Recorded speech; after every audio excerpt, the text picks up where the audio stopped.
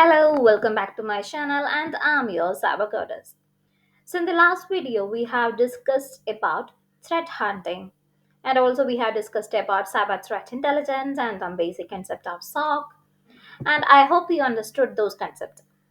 And today we are delving into the critical realm of incident detection and response. Let me start the presentation first. So what is incident detection and response? At its core, it's a process of identifying, assessing, and mitigating the security incident in a timely manner. Picture it like this: you are a guardian of a fortress, and your task is to spot the intruders and swiftly neutralize their threats at any post. So, incident detection and response refers to the process of identifying, analyzing, and mitigating the security incidents within an organization information technology infrastructure. Detection and response. Detection involves the recognizing any activities or events that indicate a potential security breach or unauthorized access. This could include unusual network traffic pattern, unexpected changes in the system behavior, or alerts triggered by security monitoring tools. So, what is response?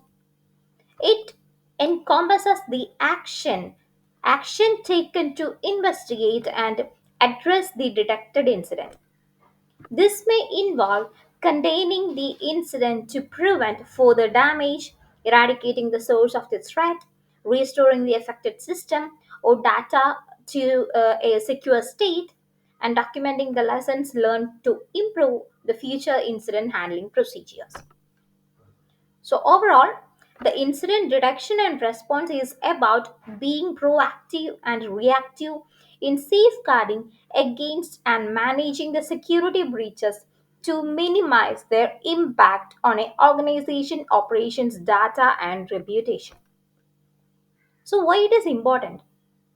Imagine if a cyber criminal slips past your defenses and start wreaking havoc within your organization network.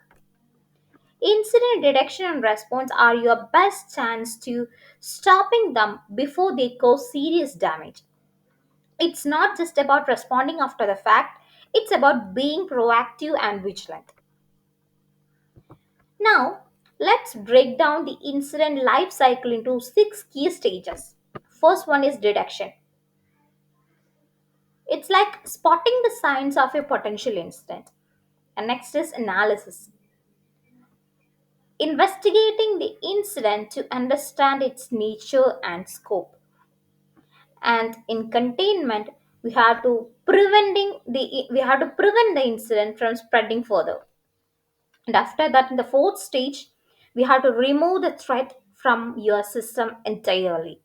And in the first fifth stage, we have to restore the affected system and data to normal operation. And finally, we have to uh, make a note of our lesson or reflecting on the incident to improve your defenses for the future. We have to keep a note. So to detect the incident, we rely on various techniques, mostly these three things.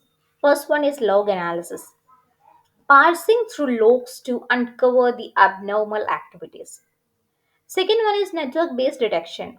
It's like we have to monitor the network traffic for signs of intrusion. And the third one is endpoint based detection. We can use the tools like antivirus, EDR to spot the malicious behavior on individual devices. So, in responding to incident, we follow established frameworks such as those provided by NIST or SANS. This framework provides a structured approach to handling the incident effectively. It can include the triage, classification, and playbook development. In triage, we have to prioritizing the incident based on their severity and impact. And in the second stage, classification stage, we have to categorize the incident to ensure the appropriate response. And finally, we have to create a detailed plan for responding to different types of incidents. Of course, this theory is only a part of the equation. We also need practical skills and tools to respond effectively, such as SIM system, threat intelligence platform, SOAR platforms. SIM is a centralized platform for monitoring and analyzing the security events. And the TA, Threat Intelligence Platform, it leveraging the external threat data to enhance the incident detection.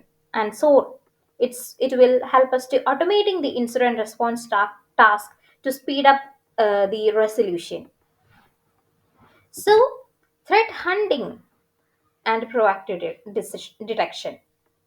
Beyond just reacting to incident, we can actively hunt for threat lurking into the network. This involves developing the hypothesis and proactive technique.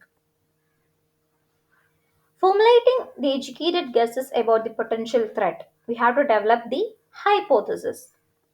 And proactive techniques, we have to actively searching for the signs of malicious activity before they trigger the alert. To bring it all together, we analyze the real world incident and case studies. We will learn from the success and failures of others, and we will apply those lessons into our own practice. Finally, we will put our knowledge and skills to the test through simulated incident response exercise.